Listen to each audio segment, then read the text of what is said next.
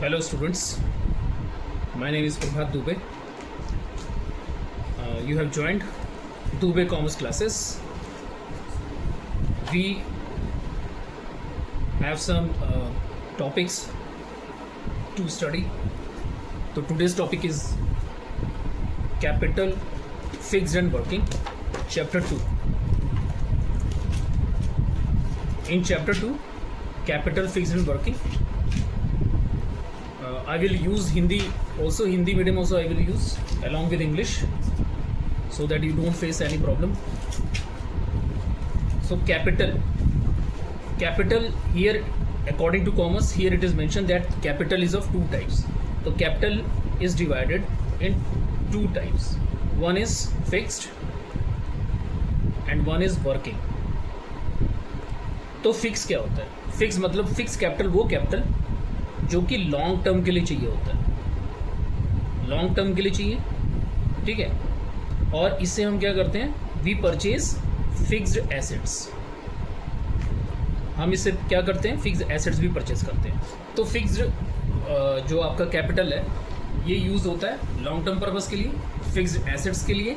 और इसका एक और फीचर होता है, ये नॉन रेकरिंग इन नेचर होता है, ये आपने अकाउंट्स में पढ़ा भी होगा, ये नॉन रेकरिंग होता है। और वर्किंग कैपिटल जस्ट इसी का अपोजिट होता है, ये शॉर्ट टर्म के लिए यूज़ होता है। वर्किंग कैपिटल क्या होता है, शॉर्ट टर्म के लिए होता है। और इससे हम कौन सा एसेट्स परचेज करते हैं, करंट एसेट्स परचेज करते हैं। करंट एसेट्स में क्या आता है, रॉ मटेरियल। करंट एसेट्स का एग्जाम्पल अगर पूछे एग्जाम में तो क्या लिखेंगे हम, रॉ मटेरियल्स। और ये जो होता है रेकरिंग इन नेचर होता है कि मतलब बार बार इसको हमको स्पेंड करना होता है, इसकी ज़रूरत हमको बार बार पड़ती रहती है। अब आते हैं हम बिजनेस फाइनेंस, इसका पहला टॉपिक है बुक का, बिजनेस फाइनेंस। बिजनेस फाइनेंस क्या होता है, finance means funds, finance means funds. Business के लिए जो फंड्स होता है उसको हम क्या कहते हैं, बिजनेस फाइनेंस। तो एग्जाम में अगर पूछा जाए कि what is meant by business finance, what you will write business finance is concerned with, it is given in the book also. इसमें जो कीवर्ड है मैं आपको बस ये बताऊंगा कि एक एग्जामिनर क्या चाहता है बोर्ड में, उसको कौन से कीवर्ड चाहिए होते हैं। बाकी आप कुछ भी लिखते रहिए, कोई फर्क नहीं पड़ता है, उसको कीवर्ड चाहिए। तो क्या कीवर्ड चाहिए उसको, तो उसको चाहिए business finance is concerned with acquisition. Acquisition means to acquire, to get. Acquisition का मतलब क्या होता है, to acquire, to get. And utilization, पहले तो उसको एक्वायर करना होता है, हमको अवेलेबल कराना होता है बिजनेस में, और फिर उसके बाद हम उसको क्या करते हैं, यूटिलाइज करते हैं। And utilisation of capital funds in meeting financial needs. तो फिनेंशियल नीड्स को मीट करने के लिए, फिनेंशियल नीड्स, ये जो की वर्ड्स हैं मैं लिखते चले जा रहा हूँ, ये आपके एग्जाम में आंसर में होना चाहिए। Acquisition, utilisation. तो एक्विजिशन क्यों करते हैं, यूटिलाइजेशन क्यों करते हैं, so that our financial need can be met on time. Meeting the financial needs and overall objectives of the business enterprise. Overall objectives here, this is, you can write financial need, that is overall objectives. Overall objectives. So this is business finance. Understood? I hope that you might have understood. तो business finance का एक बार और repeat कर देता हूँ कि business finance जो concerned करता है, business finance is concerned with the acquisition and utilisation of capital. Acquisition keyword है, यूटिलाइजेशन कीवर्ड है, of capital funds in meeting the financial needs and overall. Financial need is the keyword that should be there in your answer, and overall objectives of business enterprises. Now we have topic importance of finance for business. ये board का अगला syllabus है, मतलब syllabus में है ये topic. तो क्या इंपॉर्टेंस है या क्या रोल है, ये भी पूछ सकता है। What are the role of finance for the business. Finance मैंने मतलब बता ही दिया आप लोगों को, फाइनेंस का मतलब होता है फंड्स, फाइनेंस मीन्स फंड्स।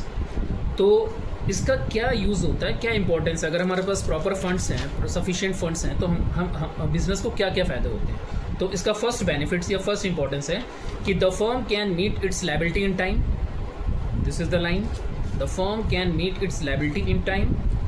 उसके बाद you can mark as a result the firm can easily borrow funds and and as when it is necessary, जब इसकी ज़रूरत हो हमको मिल सकता है। अगर हमने टाइमली अगर अपनी लायबिलिटी की पेमेंट कर दी है तो हमारा एक फ़ायदा ये हो जाता है कि अगली बार हम जब लोन लेने जाते हैं तो हमारी जो क्रेडिट वर्दीनेस होती है वो बढ़ जाती है, जिससे इससे रिजल्ट क्या होता है, the firm can easily borrow funds, हमको आसानी से फिर दोबारा से फंड्स मिल जाता है जब हमको ज़रूरत होती है। Second, importance of business finance, the firm can take advantage of business opportunities, for example it can buy materials in bulk at low price. तो हम लोगों ने पढ़ा भी हुआ है, जब हम कोई चीज़, या हम जानते भी हैं, जब हम कोई चीज़ लार्ज अमाउंट में ख़रीदते हैं तो हमको क्या मिलता है, ट्रेड डिस्काउंट मिलता है, या फिर हम जब उसके साथ साथ एक और डिस्काउंट मिलता है जिसको हम कहते हैं कैश डिस्काउंट। कैश डिस्काउंट का मिलता है जब हम प्रॉम्प्ट पेमेंट करते हैं। तो इसका जब हमारे पास सफिशिएंट फंड्स रहता है तो हमको दो फ़ायदे मिलते हैं। क्या क्या फ़ायदे मिलता है कि हम बिजनेस अपॉर्चुनिटीज़ को ग्रैब्स करते हैं, और वो बिजनेस अपॉर्चुनिटीज़ क्या हैं, दो हैं। एक तो हम जब मटेरियल बल्क क्वांटिटी में खरीदते हैं तो हमको ट्रेड डिस्काउंट मिलता है, यानी कि लो प्राइस पे मिलेगा, और दूसरा हमको क्या मिलेगा, प्रॉम्प्ट पेमेंट करने पर हमको कैश डिस्काउंट भी मिलेगा। तो यहाँ पे इट कैन, मैं एक और चीज़ बढ़ा दे रहा हूँ, it can buy materials in bulk at low price and cash discount ये पूरा एक्सप्लेन करने की जरूरत नहीं, इतना काफ़ी है। थर्ड पॉइंट है, third importance, the firm can carry on it's business smoothly and without any interruption. Business बिना किसी फ्रिक्शंस के, बिना किसी रुकावट के आराम से चल सकती है जब हमारे पास पैसा सफिशिएंट रहता है। तीसरा हो गया। और now fourth, the firm can replace its plants and machinery in time. अगर हमारे प्लांट्स और मशीनरी ऑब्सलीट हो जाएं, आउटडेटेड हो जाएं, और हमारे पास सफिशिएंट फंड्स है, और हम जानते हैं आजकल कंपटीशन बहुत बढ़ा हुआ है, बिजनेस फर्म्स के लिए कंपटीशन बहुत ज़्यादा होता है, अगर वो टाइमली अपने मशीन्स को रिप्लेस नहीं करती है तो कंपटीशन में बीट नहीं कर सकती, कंपटीशन विद स्टैंड नहीं कर सकती है। तो इसलिए क्या होता है, the firm can replace its plants and machinery in time, thereby improving the efficiency of its operations. और जब हम नई मशीन खरीदते हैं, सोफिस्टिकेटेड मशीन्स खरीदते हैं, तो उससे क्या होता है, हमारा ऑपरेशन की एफिशिएंसी भी बढ़ जाती है। Fifth point, the firm can face recession, trade cycle and other crisis more easily and confidently. अगर हमारे पास सफिशिएंट पैसा होता है तो हम इमरजेंसी के टाइम में, चाहे हम अपने घर की बात करें, अगर हमारे पास सफिशिएंट पैसा है तो हम किसी भी इमरजेंसी को आसानी से मीट आउट कर सकते हैं। तो ऐसी बिजनेस में भी क्या होना चाहिए, हमारे पास सफिशिएंट फंड होना चाहिए जिससे कि हम क्या क्या फेस कर सके आसानी से। रिसेशन, ये वर्ड लिख लेना, कम से ये ट्रेड साइकिल लिखना है, and other crisis more easily, ये की वर्ड्स हैं, ये आपके एग्जाम में होने चाहिए, आप अपनी मर्जी से कुछ नहीं लिख सकते हैं। Next, six point, the availability of the funds determines the size and scale of the operation of a business enterprise. ये तो अंडरस्टूड है कि जितना आपके पास पैसा रहेगा उतना ही हम डिटरमाइन कर सकते हैं आप बिजनेस किस स्तर तक कर सकते हैं, किस लेवल तक कर सकते हैं। Large funds, large size, small funds, small size. So we can say that important role of business is to determine the operation of scale of operation. ठीक है, हमारे स्केल क्या होगा ऑपरेशन का, वो भी डिटरमाइन हो जाता है। Seventh point, a firm with adequate funds can purchase the necessary fix assets and current assets. जाहिर सी बात है, जब हमारे पास फंड्स रहेगा, हमको जब जरूरत पड़ती है तो हम फिक्स एसेट्स भी खरीद सकते हैं और करंट एसेट्स भी खरीद सकते हैं। ये भी बहुत आसान पॉइंट है जो आप लिख सकते हैं एग्जाम में। एक और आसान पॉइंट है, finance haves to bridge the gap between the production and sales. क्योंकि हम जानते हैं कि जब हम प्रोडक्शन करते हैं तो कोई ज़रूरी नहीं है कि सेल्स उसी टाइम हो जाए, ऐसा नहीं हो सकता है कि हम प्रोडक्शन करें और साथ ही हाथों हाथ हमारा सामान बिक जाए, तो उनको थोड़ा सा वेट करना पड़ता है। तो जब हमको वेट करना पड़ता है तो हमने इसका मतलब अपने फंड्स को क्या कर दिया, ब्लॉक कर दिया। तो जब हमारे फंड्स ब्लॉक हो जाते हैं तो हमको और फंड्स की ज़रूरत पड़ती है जिससे हमारा प्रोडक्शन विदाउट इंटरप्शन चलता रहे। समझ में आ गई बात? तो when we have a sufficient funds, it bridges the gap between the production and sales. This much point is sufficient. Maximum 5 points it is asked. Okay. Next topic is sources of finance for different types of business firms.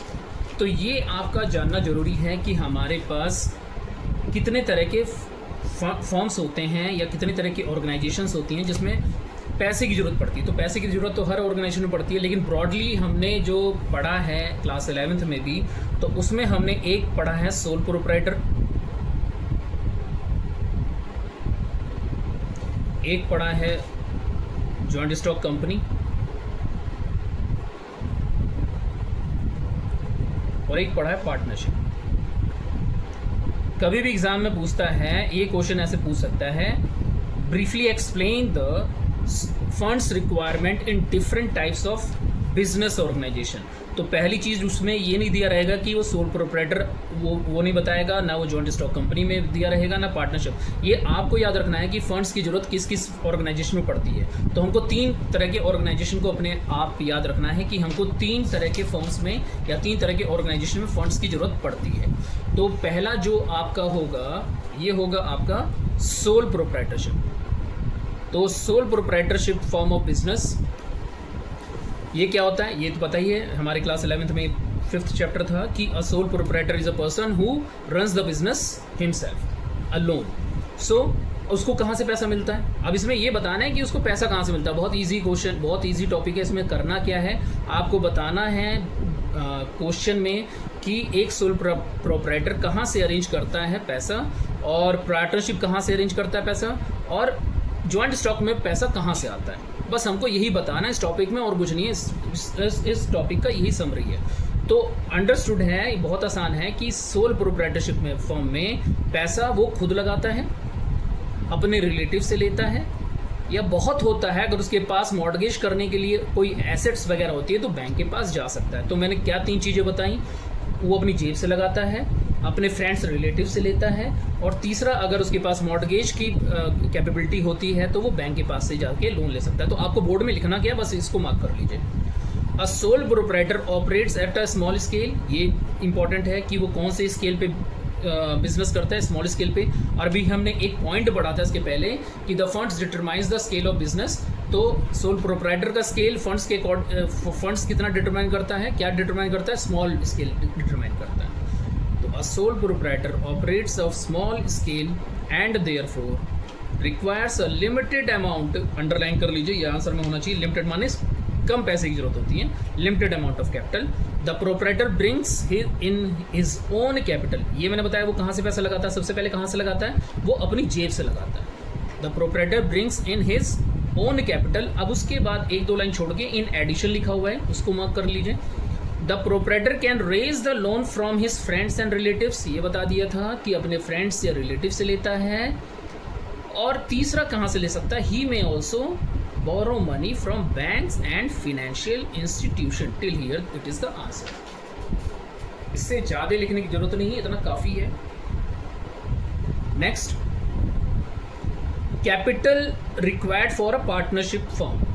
Partnership firm में पैसा कहाँ से आएगा, तो इसमें भी understood है, आप लोग अकाउंट्स में भी पढ़ रहे होंगे कि कैपिटल कहाँ से आता है पार्टनरशिप फर्म में। तो लोग क्या करते हैं, पार्टनर्स लगाते हैं एज पर एग्रीड कंट्रीब्यूशन। वो एग्री करते हैं कि कौन कितना लेके आएगा। तो पहला तो यहाँ से करते हैं स्टार्ट हम। Capital requirement as well as the capital base of partnership is bigger than that of sole trade business. अब हमने यहाँ पे इसको पहली लाइन में कंपेयर किया है कि इसका स्केल कैसा है, इसका स्केल सोल प्रोप्राइटर से बड़ा है। तो the owned capital is contributed by the partner. कौन कॉन्ट्रीब्यूट करता है, पहले ओन्ड कैपिटल, मतलब अपना पैसा लगाते हैं पार्टनर्स इन एग्रीड रेशियो, जितना वो डिसाइड करते हैं पार्टनरशिप डीड में वो डिसाइड रहता है। फिर और कौन सा पैसा लगाते हैं, अगर उन्होंने कमाई कर ली है तो एक कहते हैं रिटेन्ड प्रॉफिट। अब रिटेन्ड प्रॉफिट का मतलब क्या होता है, अगर पार्टनर्स प्रॉफिट कमाते हैं और उसमें से एज अ रिजर्व रखते चले जाते हैं, तो जो रिजर्व होता है कुछ सालों में बहुत ज़्यादा एक्यूमुलेट होकर बहुत बड़ा अमाउंट हो जाता है, उस पैसे को भी एज अ कैपिटल यूज़ किया जा सकता है। तो उसी को कहते हैं रिटेन्ड प्रॉफिट। तो पहला क्या हुआ, ओन्ड, पहला क्या हो गया, पहला पॉइंट आपको क्या लिखना है, ओन्ड कैपिटल। दूसरा क्या लिखना है, रिटेन्ड प्रॉफिट। दूसरा सोर्स क्या होता है, retained profit. Credit to the accounts of the partners also constitute part of owned capital. और तीसरा उसी तरह जो यहाँ पे सोल प्रोप्राइटर में पड़ा है, a partnership firm can also raise loans from commercial bank and financial institution. तो 3 यहाँ पे भी हैं। पार्टनर्स अपना पैसा लगाते हैं, रिटेन्ड अर्निंग लगाते हैं। रिटेन्ड अर्निंग मतलब जो उन्होंने कई सालों से कमा रहे हैं, रिजर्व में रखा हुआ है, और वो रिजर्व का पैसा जब एक्यूमुलेट होकर ह्यूज अमाउंट हो जाता है तो उसको भी लगा सकते हैं। और तीसरा उनके पास रास्ता क्या है, तीसरा सोर्स क्या है कि वो बैंक के पास जाके या फिनेंशियल इंस्टीट्यूट के पास जाके अपना फंड्स कलेक्ट कर सकते हैं। तो दोनों में सिमिलैरिटी है, बस एक थोड़ा सा डिफरेंस यही है कि जो सोल प्रोप्राइटर होता है वो स्मॉल स्केल पे बिजनेस करते हैं, ऑपरेट होता है, और जो पार्टनरशिप होता है वो बिगर होता है सोल प्रोप्राइटर के बिजनेस से। अब आते हैं हम last, capital requirement for a joint stock company. Joint stock company क्या होती है? इट इज़ अ, और ये पता भी होगा, इसका मीनिंग पता होगा, what is a joint stock company याद भी रहना चाहिए competitive exam point of view से। A joint stock company is an artificial person created by law having a separate legal entity with a perpetual succession and have a common seal. चलो ये तो आना नहीं है इस साल, लेकिन ये पता रहना चाहिए कि जॉइंट स्टॉक कंपनी सबसे बिगेस्ट स्केल पे ऑपरेशन वहाँ पे होता है, वहाँ पे ऑपरेशन जो होता है सबसे बिगेस्ट स्केल पे होता है। तो अब पढ़ते हैं यहाँ पे क्या हमको एग्जाम में क्या लिखना है, ये मार्क करते हैं। A joint stock company generally requires large amount of capital, is clear, पहली लाइन क्लियर है, लार्ज अमाउंट ऑफ कैपिटल यहाँ पे रिक्वायरमेंट होती है। A public company can raise huge capital through issue of shares, यहाँ पे ध्यान रखना है, यहाँ पे जो कीवर्ड है वो पब्लिक कंपनी है, क्योंकि public company is allowed to issue the shares and debentures, ठीक है। वहीं प्राइवेट कंपनी को अलाउड नहीं होता है शेयर्स और डिवेंचर्स इशू करना। ये लास्ट ईयर हम लोगों ने पढ़ा हुआ है। दो तरह की जॉइंट स्टॉक कंपनी होती है, कौन कौन सी? एक होती है प्राइवेट और एक क्या होती है? पब्लिक। दो तरह की होती है। पब्लिक में क्या होता है? पब्लिक जनरली जो पैसा कलेक्ट करती है पब्लिक से ही कलेक्ट करती है, तो it issues the shares and debentures in public. But जो प्राइवेट कंपनियों को प्राइवेटली पैसा कलेक्ट करना होता है, तो पहला समझ में आ गया। Joint stock company generally requires large amount of capital. A public company can raise huge capital through issue of shares in addition to the share. अगर यहाँ इसके साथ साथ, तो शेयर तो आपने इशू किया ही है, इसके साथ साथ आप क्या कर सकते हैं? Retained profit. जब पार्टनरशिप रिटेन्ड प्रॉफिट कर सकता है तो यहाँ पे तो जायज़ ही बात है, प्रॉफिट बहुत ज़्यादा अमाउंट में, तो रिटेन्ड प्रॉफिट दूसरा सोर्स हो गया। तो पहला सोर्स क्या है? शेयर्स। दूसरा सोर्स क्या है? retained profits in the form of reserves, and it can raise capital through debentures also। मैंने बताया अभी तीसरा सोर्स क्या हो गया? डिबेंचर्स या loans. Long term loans can be obtained from financial institutions. और चौथा सोर्स क्या है आपका? Financial institutions. यहाँ पे कमर्शियल बैंक आप नहीं लिख सकते हैं, इतना ध्यान दीजिएगा। कमर्शियल बैंक यहाँ नहीं लिख सकते हैं कि कमर्शियल बैंक का जो फंड्स जो देती है वो जॉइंट स्टॉक कंपनी को मीडियम टर्म के लिए देती है, लॉन्ग टर्म के लिए नहीं देती है। लेकिन जो फिनेंशियल इंस्टीट्यूशंस होती हैं वो हमेशा लॉन्ग टर्म के लिए देती है। ये 1 मार्क्स में पूछ भी सकता है। Commercial banks provide short and medium terms loans. Which institutes provide long term loans? Financial institutions provide the long term loans. ये ऑप्शन क्वेश्चन में पूछा जा सकता है, ठीक है। Now financial planning. Financial planning क्या होता है? प्लानिंग मीन्स, पहले तो प्लानिंग के मतलब समझ लो। प्लान का मतलब क्या होता है? Thinking before doing is known as planning. Planning का एक वर्ड, ये छोटा सा आंसर है। Planning means thinking before doing. तो अब आते हैं व्हाट इज फिनेंशियल प्लानिंग। तो financial planning is the process of, first key word है इसमें जो एग्जाम में होना चाहिए, एस्टिमेटिंग। पहले सोचना, एस्टिमेट करना। द फिनेंशियल रिक्वायरमेंट, कितने पैसे की जरूरत है of an organisation. Choosing the source, कितने पैसे की जरूरत है। दूसरा फिर वो पैसा कहाँ से मिलेगा, ये दूसरा सोर्सेस ऑफ फंड्स। और तीसरा कि deciding how the funds are to be utilise. और तीसरा होता है वो फंड्स को कैसे यूटिलाइज करना है। तो यहाँ पे 3 टॉपिक यहाँ पे क्या है कि requirement, how much the funds are required. Second, where would be the sources, कहाँ से सोर्सेस आपको मिल जाएंगे। और तीसरा, अगर वो पैसा मिल गया उन सोर्सेस से तो आप कैसे यूटिलाइज करेंगे। ये 3 पार्ट में इसका आंसर है। Next, features of financial planning. Financial planning के फीचर्स क्या है? ये सब सिलेबस में है, जो भी मैं आपको पढ़ा रहा हूँ according to the ISC board syllabus में पढ़ा रहा हूँ। तो पहला जो फीचर है, फिनेंशियल प्लानिंग इन्वॉल्व्स डिसाइडिंग। ये मीनिंग में ही है। पहले हम क्या करते हैं? प्लानिंग में डिसाइड करते हैं हमको कब चाहिए, कैसे चाहिए और क्यों चाहिए। When, how and why of the financial activities. हमको कब और कैसे हमको ये फिनेंशियल एक्टिविटीज़ को करना है और कैसे चाहिए, कब मिलेगा, कब क्या करना है, ठीक है। Like any other planning it is future oriented. Planning का मतलब क्या होता है? Thinking before doing. फ्यूचर के बारे में पहले हम सोच लेते हैं, तो ये भी क्या है? फ्यूचर ओरिएंटेड है। और प्लानिंग किस पर डिपेंड करती है? फोरकास्टिंग पे। क्लास 10th वगैरह में पढ़ा हम लोगों ने कॉमर्स में कि बेस क्या होता है प्लानिंग का? फोरकास्टिंग। तो it is based on forecasting. Third point, it involves deciding objectives, policies, procedure, methods, programmes concerning funds. तो प्लानिंग में मैंने जब हम लोग पढ़ेंगे चैप्टर प्लानिंग, तो प्लानिंग को 8 पार्ट्स में बांटा गया है। ये तो बस कितने पार्ट बताएं प्लानिंग के, ऑब्जेक्टिव्स, पॉलिसीज, प्रोसीजर, मेथड्स और प्रोग्राम्स, 5 पॉइंट बताए हैं, जिसमें से अभी आपका 3 पॉइंट और है कि प्लानिंग में हम बजट भी डिसाइड करते हैं, प्लानिंग में मेथड डिसाइड करते हैं, प्लानिंग में रूल्स भी डिसाइड करते हैं। यहाँ पे 3 पॉइंट नहीं दिए।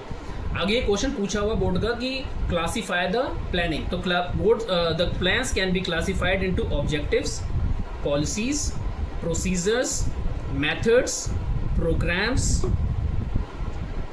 रूल एंड एक और होता है स्ट्रेटजी। ये आपको मिल जाएगा, ये टॉपिक जो मैंने बताया है। ये प्लानिंग चैप्टर आप जब खोलेंगे तो उस पेज नंबर, तो आज के टाइम में पेज नंबर जो है आज की तारीख में वो है आपका पेज नंबर 211। यहाँ पे आपको दिख जाएगा objectives, strategy, policies, procedure, rules, programmes, methods और बजट्स। और ये मैं इसलिए बता रहा हूँ क्योंकि ये बोर्ड में पूछा हुआ क्वेश्चन है, पूछ भी सकता है दोबारा से भी कि क्लासीफाई द प्लान्स को, और ये हायरार्की ऑफ प्लान्स भी कहते हैं इसको, हायरार्की ऑफ प्लान्स। तो इससे 2 टॉपिक आपका क्लियर हो जाएगा। इससे कई क्वेश्चन बन सकते हैं, odd one out, choose odd one out भी बन सकता है, तो याद रखना आपको। तो कौन से 8 चीज़ें हैं वो आप याद रखेंगे। तो इट इन्वॉल्व्स डिसाइडिंग, ये प्लानिंग में हम ये भी डिसाइड करते हैं कि ऑब्जेक्टिव क्या होगा, पॉलिसीज़ क्या होगा। अब इसके आगे आप समझ गए होंगे, 8 पॉइंट आप याद कर लेंगे। नेक्स्ट है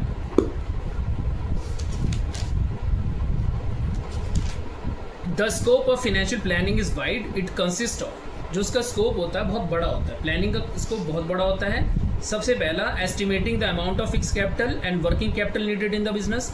पहले हम एस्टिमेट करते हैं कि फिक्स कैपिटल हमको कितना चाहिए, वर्किंग कैपिटल कितना चाहिए। चैप्टर का नाम क्या है, यही नाम है, capital, fixed and working.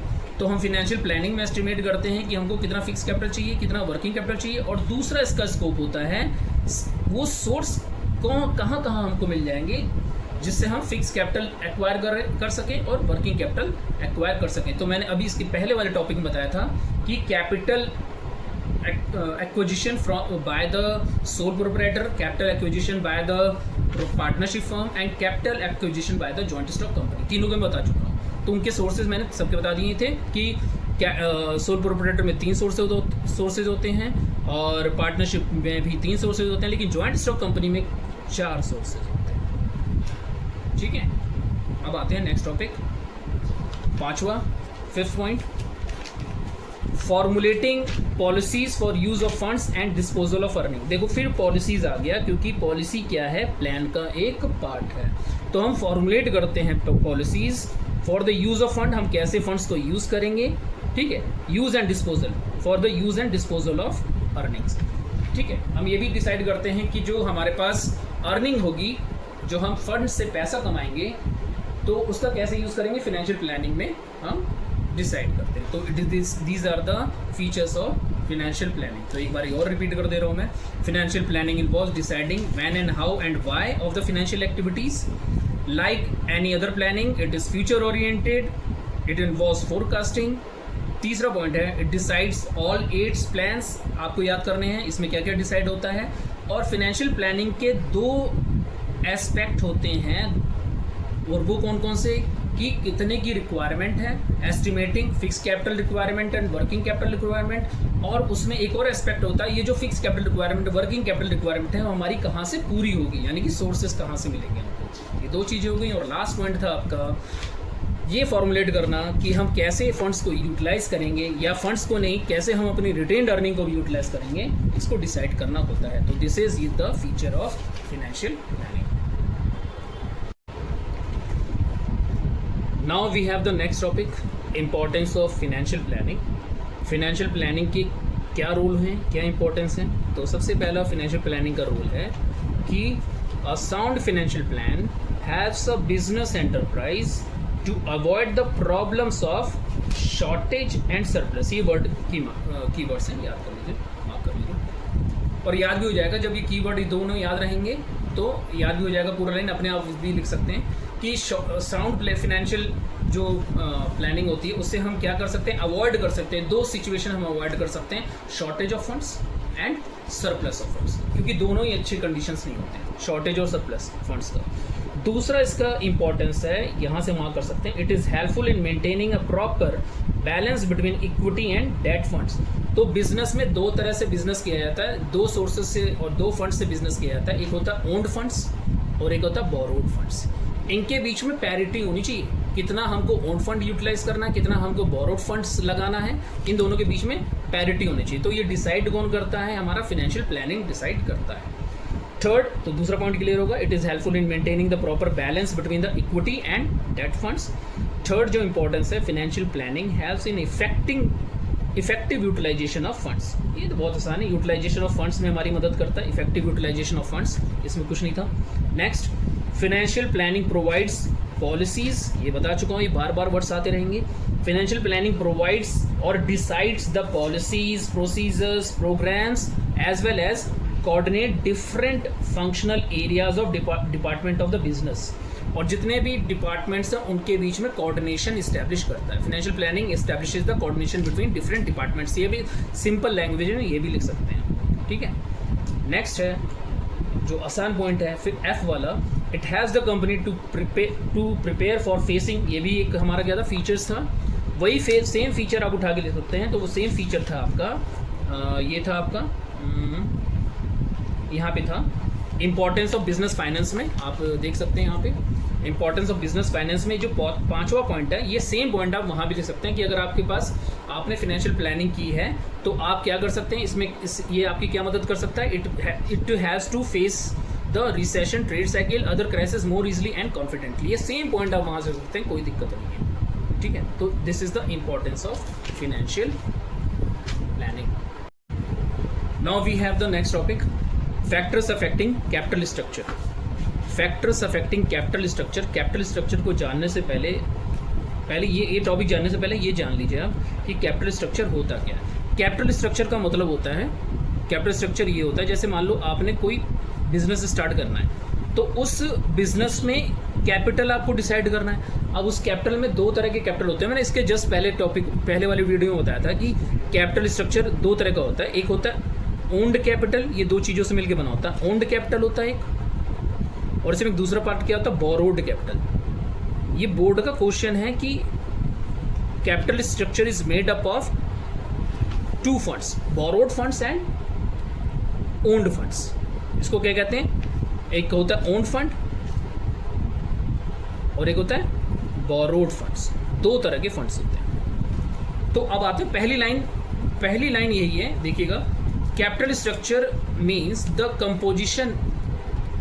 Composition और मेकअप, कंपोजिशन लिख लीजिए, सिंपल सा है, composition of the amount of long term funds, जिसमें लॉन्ग टर्म फंड्स चाहिए होते हैं। तो long term funds, owned capital भी लॉन्ग टर्म फंड्स होता है, बोरोड कैपिटल भी, बोरोड फंड्स भी तुम्हारा लॉन्ग टर्म्स के लिए होता है। लॉन्ग टर्म मतलब लंबे समय के लिए पैसा लगाते हो। तो what is meant by capital structure, एक लाइन आंसर है, 2 मार्क्स अगर आगे तो पूछ सकता है कि the capital structure means the composition of amount of long term funds. ये पहला टॉपिक। दूसरा टॉपिक, इसी पैराग्राफ में कई क्वेश्चन बनने वाले हैं।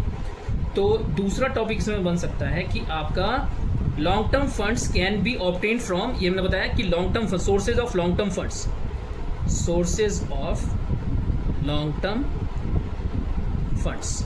आपके लॉन्ग टर्म फंड्स के सोर्सेज क्या हैं, तो पहला क्या है, ओनर्स, और दूसरा क्या है, बोरोवर्स। पहला क्या, ओनर, और सेकंड क्या है, बोरोवर। ओनर से जो पैसा मिलता है उसको ओन फंड कहते हैं, और जो बोरोवर्स से जो पैसा मिलता है, हम जो बोरो करते हैं, जो हमारे लेंडर से मिलता है, उसको कहते हैं हम बोरोड फंड्स, बोरोवर्स, ठीक है। तो owners fund and borrowers fund, borrowed funds, owner funds. अब ओनर्स फंड, तीसरा topic, what is meant by ownership fund, ये अगला क्वेश्चन है, what is meant by ownership fund. तो ownership funds consist of share capital. तो इसमें क्या चीज़ें होती हैं, ये हमने इसके पहले वाले वीडियो में भी देखा है कि पैसा कैसे लग सकता है, अपना पैसा कैसे लगा सकते हैं आप शेयर इशू करके, अपना इक्विटी शेयर में पैसा लगा के, या फिर रिटेन्ड अर्निंग। रिटेन्ड अर्निंग का मतलब जो आपको प्रॉफिट हर साल होता है उसको क्या करते हैं हम रिजर्व में डाल देते हैं, और रिजर्व में डाल के क्या होता है, हर साल रिजर्व में जब पड़ा रहता है, हर साल डालते रहते हैं, तो क्या होता है, ह्यूज अमाउंट बनता है और उसको हम दोबारा बिजनेस में लगा सकते हैं। तो इन्हीं दोनों को मिला के हम क्या कहते हैं, ओनरशिप फंड। अब दूसरा, इसके दो एलिमेंट्स हैं ओनरशिप फंड के। अब नेक्स्ट जो क्वेश्चन है, चौथा क्वेश्चन वो बन सकता है आपका कि what is meant bye borrowed funds. Borrowed funds क्या होता है? तो इसका एक लाइन का आंसर ये है कि borrowed funds includes debentures. Debenture तुम्हारा अकाउंट्स में भी एक topic, debentures, long term loans, ये दो सोर्सेज होते हैं लॉन्ग टर्म लोन्स। एक तो डिबेंचर्स और दूसरा लॉन्ग टर्म लोन्स। तो what are the two elements of ownership funds? They are the two elements of ownership funds are share and retained earning. And what are the two elements of borrowed funds? The two elements of borrowed funds are debentures and long term loans from, इसको पूरा कर लीजिए, financial institution। financial institutions, ये topic हो गया। अब आते हैं नेक्स्ट, इसका जो पांचवा क्वेश्चन इस पैराग्राफ में से बनता है और कई बार पूछा है। अब अगर आप बोर्ड का कोई क्वेश्चन पेपर उठाएंगे तो आपसे पूछेगा what is meant by capital gearing. एक टॉपिक आता है कैपिटल गियरिंग। कैपिटल गियरिंग का मतलब क्या होता है? तो यहाँ पे आप देखेंगे कैपिटल गियरिंग का मतलब होता है कि द रेशियो बिटवीन, ये जो मैंने ऊपर ये जो बनाया है, रेशियो बिटवीन द इक्विटी जिसको हम ओन्ड कहते हैं, the ratio between the equity fund and the debt जिसको हम क्या कहते हैं, borrowed funds, is known as capital gearing. What is meant by capital gearing? The ratio between equity, क्योंकि जो आपका कैपिटल बनता है दो एलिमेंट से बन के बनता है, दो कंपोजिशंस होते हैं, दो चीज़ें होती हैं इसमें, एक ओन फंड एक बोरो फंड। इसी को हम क्या कहते हैं, कैपिटल गियरिंग। यही क्या है, कैपिटल गियरिंग। तो capital gearing is the combination or is the ratio between the equity, that means owned funds, and debts borrowed funds। तो आपको यही लिखना है, the ratio between the equity funds and borrowed funds is debts funds is known as capital gearing। next topic is छठा point, high capital gearing ratio. High capital gearing ratio क्या होता है? तो इसका सिंपल सा मैं एक फॉर्मूला लिख दे रहा हूँ। When the debt funds are more than equity then it is known as high capital gearing. जब आपके बोरोड फंड्स या डेट्स फंड्स ज़्यादा हों और इक्विटी फंड्स कम हो तो इसको क्या कहते हैं हम, हाई कैपिटल गियरिंग। और जस्ट इसी का उल्टा अगर ये याद हो गया तो सातवां पॉइंट, लो कैपिटल गियरिंग का मतलब क्या होगा? लो कैपिटल गियरिंग, एक सेकेंड, लो कैपिटल गियरिंग